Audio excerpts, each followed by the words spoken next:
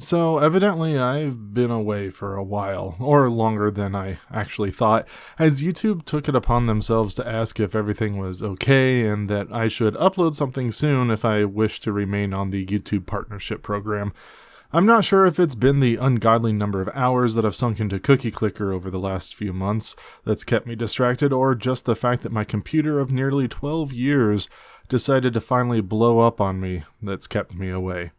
Regardless, I'm back with an all-new shiny PC and ready to get started again on this channel. Over my time away, I've played quite a few different games, some better than others, but one of the games that seemed to have really stuck for me is a little indie game called Dinkum. It was released into early access on Steam in July of this year and is being developed by James Bendon. Dinkum is a relaxing life sim in the same vein as Stardew Valley or Animal Crossing, the latter of which is almost impossible to not see the inspiration taken from it. While Dinkum may look like something that you've played already, I assure you that it is both exactly that, but also something that can stand on its own. In Dinkum, you find yourself traveling to an isolated island off the coast of Australia somewhere. Here, you'll be putting to practice everything that Tom Nook has taught you over the years and plunge yourself deep into debt as you're tasked with establishing a base of operation, a home for yourself, and eventually a full-fledged town.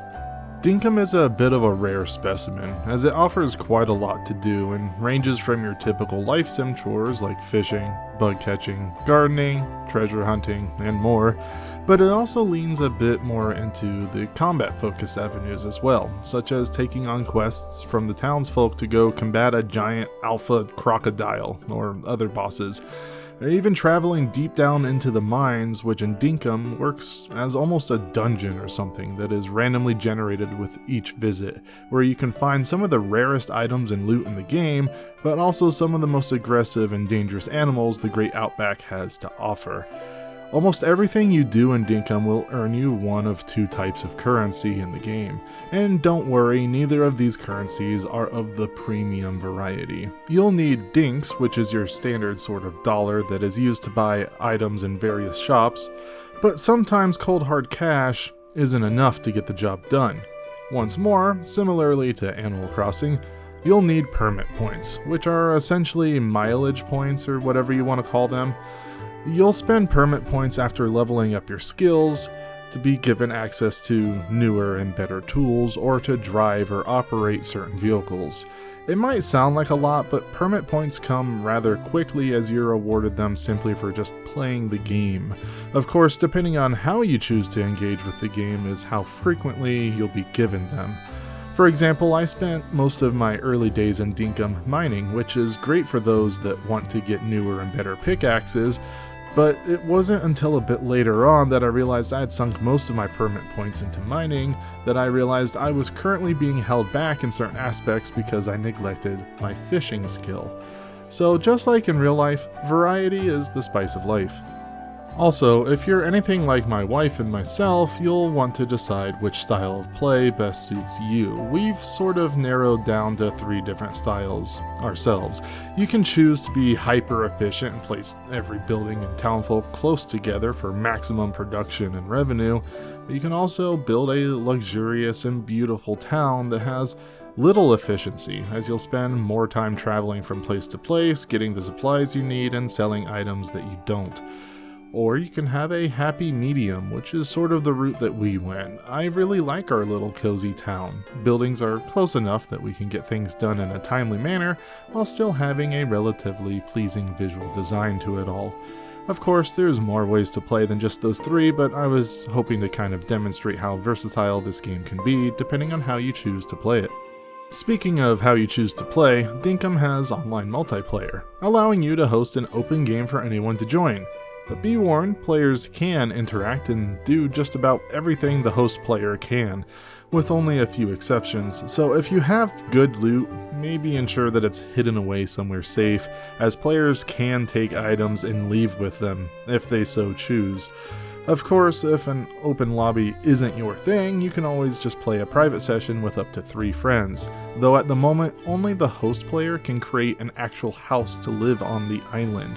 Other players are just considered to be visiting and cannot place buildings or buy pets. But fear not, as it looks like things on that front could change very soon, as the developer did release a roadmap stating that friends could make guest houses in the coming updates. Not too positive when that'll be, though it's possible it could be soon, as Dinkum is updated pretty regularly, as the developer seems to be on top of a lot of the game's shortcomings and what players want to see. For being in early access, Dinkum currently offers a surprising amount of content and things to do, not to mention seemingly endless secrets. On one particular day I may be spending the majority of my time fishing, and the next I could be clearing out massive sections of land for a new hedge maze or something of the sort. Of course, the game isn't perfect right now, as there are a slew of little bugs and glitches that are, albeit small, but rather annoying. From the downright creepy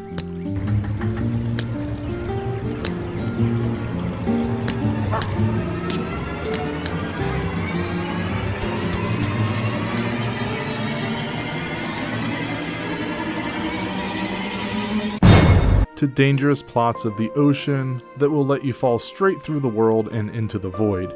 My wife even encounters a soft lock issue from time to time where Dinkum won't allow her to actually get up out of bed in the morning until she quits and rejoins my game. These issues aren't overly abundant right now, but you will end up seeing most of these issues due to how much time the game demands that you put in if you want to truly succeed in it. Dinkum is a game that I'd recommend to almost anyone that I come across. It satisfies both the hardcore and casual gamer in myself, and I enjoy how I can take things at my own leisure and not feel forced down one specific route of doing things.